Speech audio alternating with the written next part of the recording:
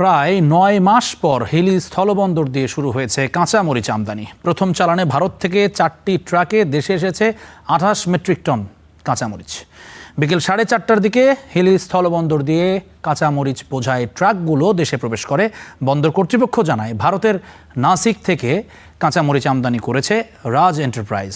বন্যার কারণে দেশে উৎপাদন কমে যাওয়ায় বাজার স্বাভাবিক রাখতে 16টি প্রতিষ্ঠান 5,000 টন কাঁচামরিচ আমদানির অনুমতি পেয়েছে বলে জানায় কৃষি মন্ত্রণালয়। এই মশলা জাতীয় পণ্য দেশে আসবে হিলি স্থলবন্দর দিয়ে।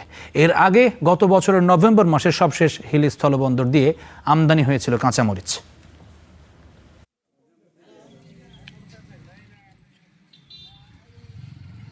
হিলি স্থলবন্দর দিয়ে 16টি আমদানিকারক প্রতিষ্ঠান 5,100 মেট্রিক টন কাঁচামরিচের আমদানি অনুমতি পেয়েছে। আজকে অলরেডি মরিচের গাড়ি ঢুকছে। আশা করি যদি প্রতিনিয়ত এই ইম্পোর্ট যদি আমদানিকারকরা আমদানি করে, তাহলে মরিচের দাম আগের তুলনায় কম হবে।